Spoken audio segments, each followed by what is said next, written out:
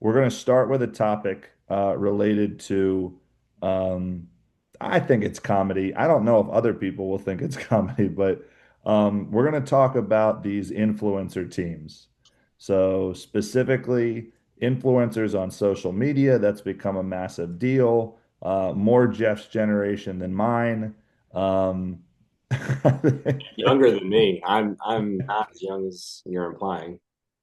But regardless, are they good? Are they bad? What are they? So, I mean, you experienced this firsthand this weekend at the Saros Invitational. So, can you kind of talk us through like what has become of the AAU space when it comes to social media influencers and travel basketball teams?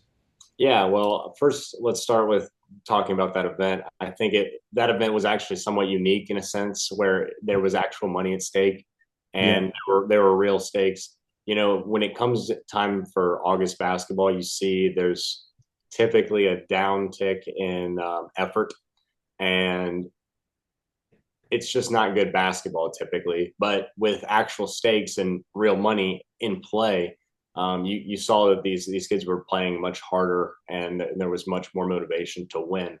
That said, with these teams kind of put together, these all star like teams made for content. I think it has its pluses and its minuses. Obviously, on one hand, it is really exciting. Like I think it is really fun to Right. an extent to have these all star level teams with compiling talent, and you see they bring some guys, Alan Shee or Hmm. Ace. I forget his name, Meeks. Ace whatever. Yeah. Yeah, He's, Meek. yeah. That's right. They bring those kids, but then they compile. They take a bunch of kids from this area: Bryce Wiersma, Aiden Johnson, Thomas Vickery, etc. So um, it is fun to see those guys compete with other against other All Star teams, and they're playing at a high level and they're really competing.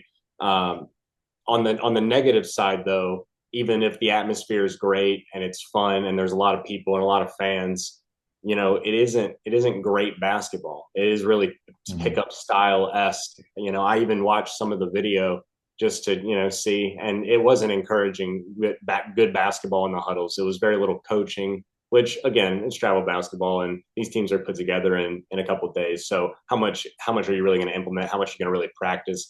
Probably not that much, Right. but it just encourages kind of whatever basketball or bad basketball, if you will. So again, I thought that in this instance it didn't really apply, but you see so much of it becomes mockery and just feeder for content.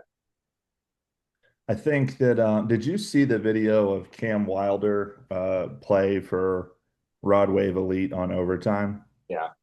What's the like what are your thoughts initially? Because my initial impression, and I think that it's important to get full context before speaking on it, is do we know that that was an AAU tournament or was that an adult league type of thing?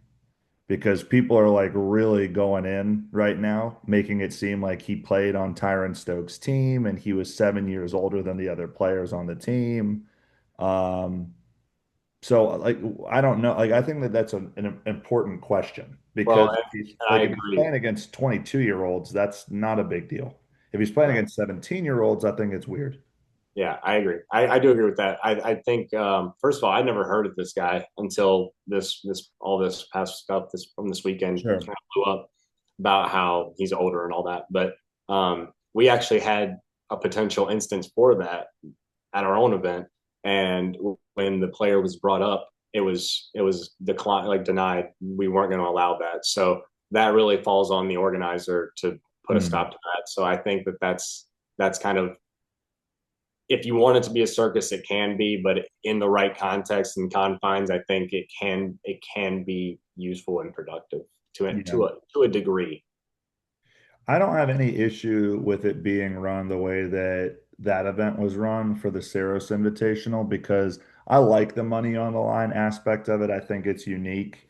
I think it gave kids a little extra to play for. I think it gave coaches a little extra to coach for, especially when you talk about forming these all-star level rosters. My thing, Jeff, is like I'm just so old. Like I thought it was DWAC, not DWAC. Like I Yeah, didn't know that I, that I, was a I, thing. I didn't know That either. Like I really didn't, and that's not a knock to like the work that he's doing, but like I legitimately didn't know. When I said that to my players the other night when they were at school getting some stuff ready, they just thought it was hysterical, like total laughing stock to not know who this person was. You're so old, Um, coach. but the other thing that I'll say that I like about it is it's undeniable that in this situation and in other situations, putting kids in the right platform and having them succeed matters. And there were players that you saw, you mentioned, who was it that you mentioned? Not Ace, but um, From that drifty team. I mean, you had yes, guys like Aiden Johnson, Alan Shee was the other guy that they put. Allen, yeah. So I know that Aiden played extremely well, and obviously he put on for NC in that way.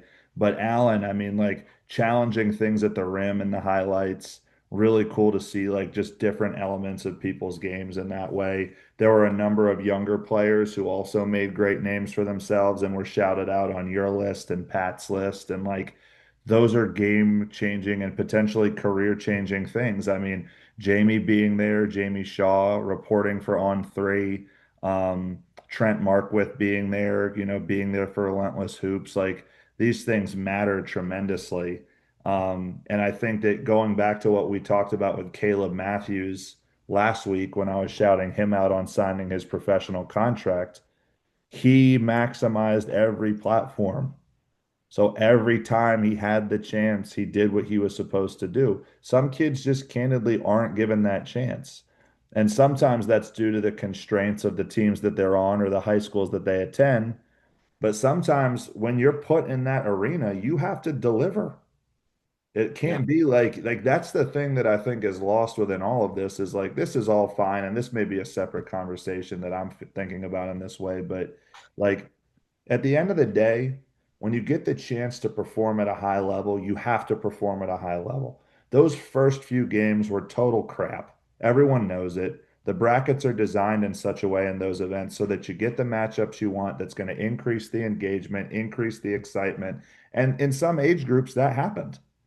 Like I think that the matchup in the 15 and under division is what people wanted it to be. Now it was a blowout, that's a separate conversation, but it was the matchup that people were waiting for, which I think is great. But the flip side of that is that when you get those moments, you better shine. yeah, Because if you don't shine, then it comes back to, oh, well, he's been treated unfairly. They hated on him. That no, no, you didn't play good. right. Like if you're going to be in that arena, you have to deliver. And Well, that's the right. bottom line. So I give major praise for that because I actually think the dynamic of the 5 grand, the dynamic of all these things really added an extra element that made it a very successful event. Yeah, yeah, no, I agree. I think it was one of those things where it's if you wanted to show up and play casual, you kind of got exposed. Hmm. Um, Guys who were playing hard really shined and produced as a result. Right. 100%. I also think that there's just like, I don't know. I mean, I think that our state as a whole right now the unity of North Carolina basketball is just really bad.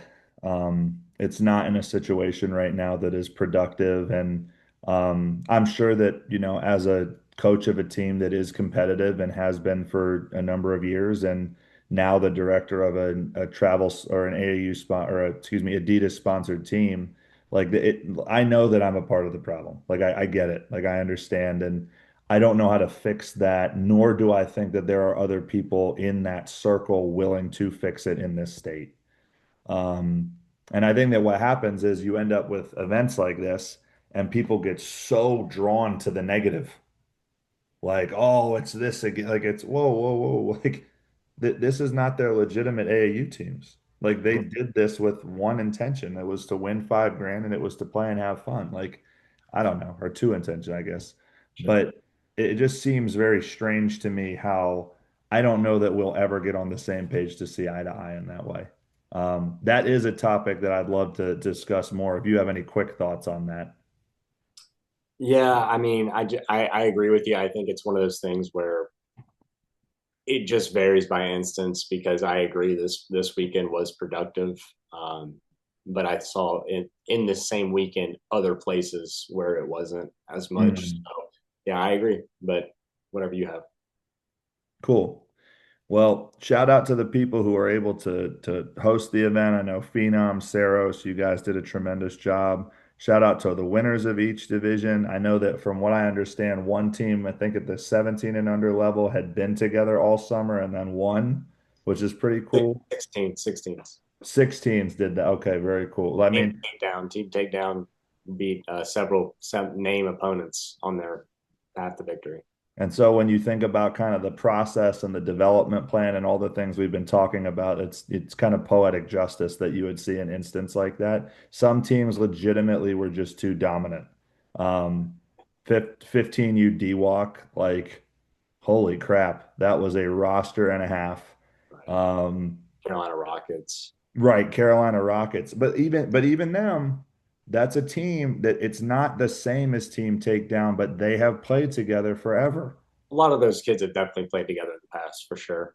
100%. So, I mean, pretty amazing to see kind of the way that those things work. But shout out to the event as a whole. I hope that in the future we can get on the same page with more of this. I just don't know that that's going to be in a place. This is what everyone says. I'm willing to be the what does that mean? Like, so you and six people can go have the conversation. That's not how it works. Like, if it's not everybody, then and part of it is like it's just always going to be something. So just continue to operate from a place of love for kids and making sure that they're doing the best. And I think that, if more people did that, then the whole space would be in a much better place. But we'll get to that in a second.